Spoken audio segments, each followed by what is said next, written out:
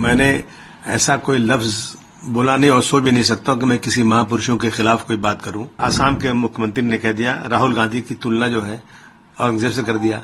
इसके पहले अखिलेश जी की तुलना औरंगजेब से कर दिया। मुझे जो है पूरे सेशन के लिए सस्पेंड कर दिया गया है। मैं समझता हूं ये नाइंसाफी है। प्रशांत कोरटकर और राहुल शोरापुलकर इन्होंने अपमानित किया है। जो अल्फाज बोला मैं अपनी जबान से बोल भी नहीं सकता हूं। वो ये महाराष्ट्र में है, उनको क्यों नहीं पकड़ा जा रहा है? ये सिर्फ क्यों हो रहा है कि बीजेपी सरकार जो है ना वो हर चीज ढूंढती है कि मुझे इससे फायदा कितना होगा। मैं इसलिए वापस ले रहा हूं कि एक इसकी वजह से पूरा एक बाउंडर खड़ा हो गया है। लोग मुझे टेलीफोन और गालियां दे रहे हैं, मैं फोन नहीं उठा रहा हूं। जान से क्यों मार दोगे भाई? मैंने ऐसा कोई लफ्ज बोला नहीं और सोच भी नहीं सकता कि मैं किसी महापुरुषों के खिलाफ कोई बात करूं।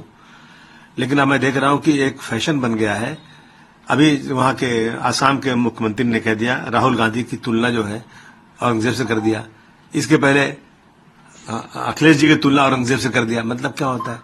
तो औरंगजेब के बारे में मुझसे पूछा उन्होंने कि औरंगजेब के बारे में उनका कैरेक्टर क्या। तो मैंने कहा भाई देखो, मैं तो जमाने में पैदा हुआ नहीं था।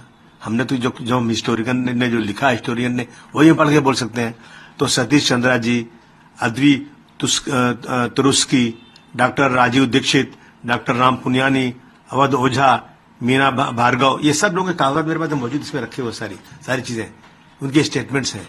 जो स्टेटमेंट्स हैं मंदिर के बारे में, जो डेवलपमेंट के बारे में, मैंने वही बोल दिया कि भारतवर्ष का उसको जीडीपी बहुत अच्छा था और जो है उन्होंने मंदिरों को दान भी दिया है। जो लिखा है इसमें, ऐसा नहीं मेरी मर्जी से, इसी तरह की स्टेटमेंट मैंने दिया और चला गया मैं। अब इससे एक बात यह है कि आपने महापुरुषों को अपमानित किया। इसमें अपमान कहाँ हुआ कि मैंने कैसे अपमान किया?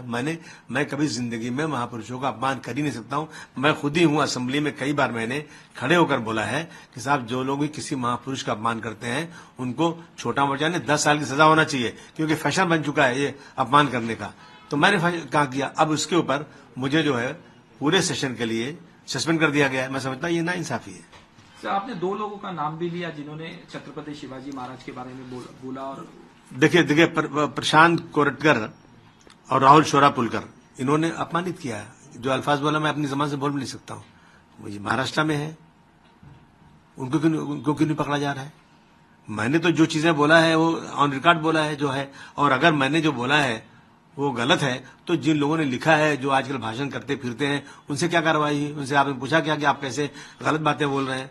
जो सही बातें, अगर कोई गलत बात बोल रहा है तो उस पर रुकवा डालिए, उस पर केस फाइल कीजिए आप। मैंने उनकी जो हिस्टोरियन उनकी कही हुई बातों को दोहराया तो मेरे ऊपर कैसे केस हो सकता है?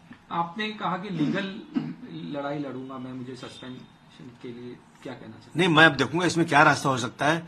नाइंसाफी अगर इसी तरह से होगी, मैं समझता हूं, देखिए ये सिर्फ क्यों हो रहा है कि बीजेपी सरकार जो है ना वो हर चीज ढूंढती है कि मुझे इससे फायदा कितना होगा। कानून सही क्या है? कुछ नहीं, हर चीज ले जाते हैं कि ये ऐसे इशू लाओ जिससे हमको फायदा हो जाए। पोलराइज करने की बात है, लेकिन सच्चाई पे चलना चाहिए। जो हिस्ट्री सही है, जो देश की जो सच्चाई है वो सामने अगर कोई बोलता है तो इस तरह से उसके साथ जुल्म जाती तो नहीं होना चाहिए। आपके समर्थन में अखिलेश यादव ने भी ट्वीट किया कि किस तरह से क्या कहना चाहिए? नहीं, बहुत सारे लोगों ने मेरे समर्थन में बात किया है कि जो सही बातें हैं, सही बात तो समर्थन सबको करनी चाहिए। आपने सफाई दी कि जो औरंगजेब हैं वो क्रूर शासक नहीं थे, वो मेरा स्टेटमेंट में वापस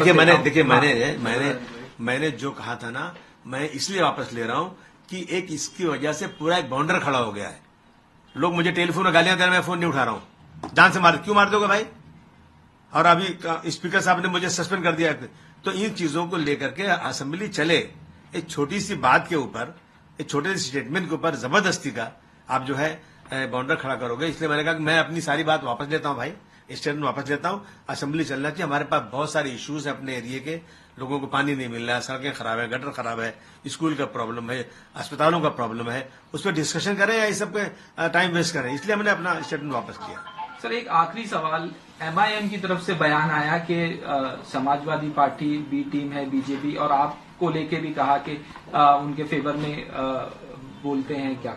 तो मतलब इसका मतलब हम काम करना छोड़ दें, हम असेंबली जाना ही बंद कर दें, ये काम ही बंद कर दें अगर इस तरह के इल्जाम लगाएंगे लोग।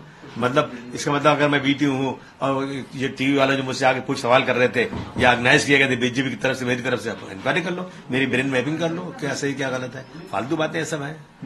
आपने कहा कि तबीयत भी खराब थी इसीलिए असेंबली नहीं गए और आज इस तरह से नहीं देखिए, असेंबली तो मैं कल तबीयत खराब फिर भी असेंबली जाता मैं, लेकिन इतना हंगामा था कि लोगों ने कहा मत आइए आप। और आज जो है जैसे असेंबली शुरू हुई वैसे सस्पेंशन का ऑर्डर आ गया। आपको धमकी दी जा रही है, केस भी हो गया आपके ऊपर। हाँ, दो केसेस भी हो गए। किस लिए केस हो गया? गलती क्या मेरी है? मैं दुनिया से पूछना चाहता हूं मेरी गलती क्या है। मैंने हिस्टोरियन के जो हिस्ट्री में लिखा हुआ है, जो इनके बयानात हैं, जो जाकर चारों तरफ भाषण करके लोग बोलते हैं, वही बातें मैंने दोहरा दिया। वो आजादी से घूमते हैं, उनकी किताब पे कोई पाबंदी नहीं है और मैंने वही बात बोल दिया तो मेरे ऊपर केस।